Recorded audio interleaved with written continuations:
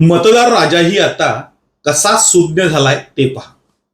म्हणजे माझ्याकडे काल परवाच आमच्या गारगाव परळी भागातील काही कार्यकर्ते आले होते. मी जर सांगितलं की यावेळेस आपल्या भागातील लोकांना सांगा की पैसे घेऊ नका, पैसे घेऊन मतदान करू नका. त्यावर एका वृद्ध माणसाने सांगितलं की घ्यायला काय हरकत आहे, हे आमचेच पैसे आहेत.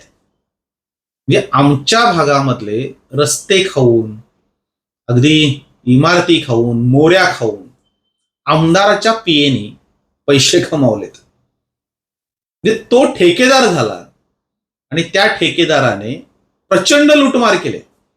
आता निवडणुकीमध्ये तो जे पैसे बाहेर काढतोय ते जर आम्ही घेतले तर काय प्रॉब्लेम आहे? ते आमच्याच विकासाचे पैसे आहेत, आम्ही पैसे घेऊ, पण मतदान करणार नाही. यावेळेस त्याला चांगलाच धडा शिव. ते ही लोक निवडून येतात, ठेकेदार बनतात आणि ठेकेदार बनल्यानंतर विकास राहतो बाजूलाच, विकासाच्या नावावर पैसे खातात. म्हणजे 5 वर्ष ते अक्षरशः लुटमार करतात.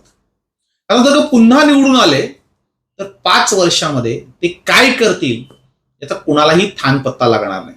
कारण त्यांना असं वाटेल की या लोकांना पैसे दिले की ही लोक गप्प बसतात, ते आपल्याला 5 वर्ष विचारत नाहीत. पुन्हा 5 वर्षांनी यांना पैसे दिले की ही लोक आपल्याला मतदान करतात.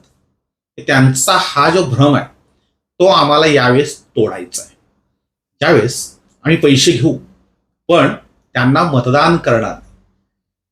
आता त्या म्हाताऱ्या माणसाचं सलग हे बोलणं ऐकून एवढंच कळलं की आता सामान्य माणसंही सुज्ञ झालीत.